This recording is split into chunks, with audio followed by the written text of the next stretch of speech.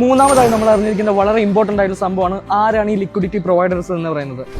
ഈ ബ്രോക്കേഴ്സിന്റെ ഈ ഓവർസീസ് ബ്രോക്കേഴ്സിൽ നമ്മൾ ഏറ്റവും കൂടുതൽ മാനിപ്പുലേഷൻസ് അല്ലെങ്കിൽ പറ്റിക്കപ്പെടാൻ സാധ്യതയുള്ള ഒരു സംഭവമാണ് ലിക്വിഡിറ്റി പ്രൊവൈഡേഴ്സ് എന്ന് പറയുന്നത്.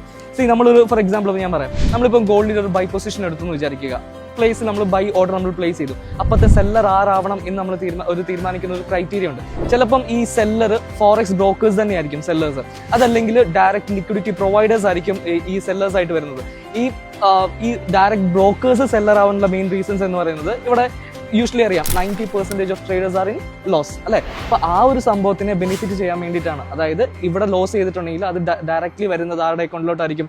ഫോറക്സ് ബ്രോക്കേഴ്സിന്റെ അക്കൗണ്ടിലോട്ടായിരിക്കും. അപ്പം ഹ്യൂജ് മാർജിൻ ആണ് അവിടെ വരുന്നത്. അപ്പോൾ ഡെഫിനറ്റ്ലി നമ്മൾ ചൂസ് ചെയ്യുന്ന സമയത്ത് നമ്മൾ ഏതാണ് ഡയറക്റ്റ് ലിക്വിഡിറ്റി പ്രൊവൈഡർ ആയിട്ടാണ് നമ്മുടെ ഓർഡേഴ്സ് കണക്ട് ചെയ്യുന്നത്, അതല്ലെങ്കിൽ നമ്മുടെ ഫോറക്സ് ബ്രോക്കേഴ്സ് തന്നെയാണ് ഇവിടെ ലിക്വിഡിറ്റി പ്രൊവൈഡർ ആവുന്നതും കൂടെ ഒന്ന് മേക്ക് ഷുവർ നമ്മൾ ചെയ്യേണ്ടത് വളരെ ഇമ്പോർട്ടൻ്റ് ആയിട്ടുള്ള സംഭവമാണ്.